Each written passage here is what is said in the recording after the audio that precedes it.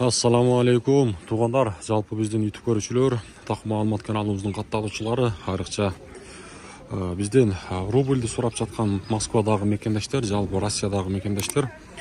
Мен сіздерге бүгін дағы ноқаттағы валюта курс бағаларын таныштырайын. Бүгін 30 октябрь 2024 жыл, сағаттың жебесі 11:18, аптаның бүгін шаршембі күнінде тұрауыз. Үшінші күні курстардың авалы.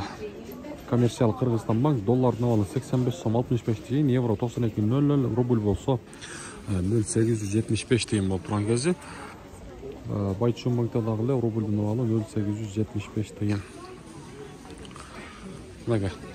Каналға сөз түрді қатталғанды ұнытпаңыздар, подписаться кнопкасын басыңыздар, анандағы қолдау ретінде мынашындай лайктыдағы басып қойсаңыздар бізге чоң қолдау болып туғандар.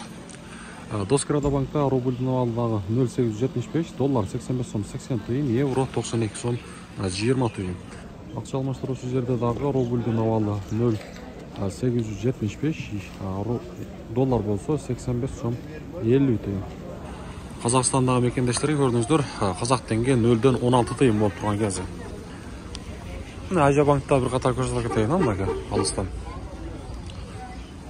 Азия банктадағы рубль 0,875 тиын.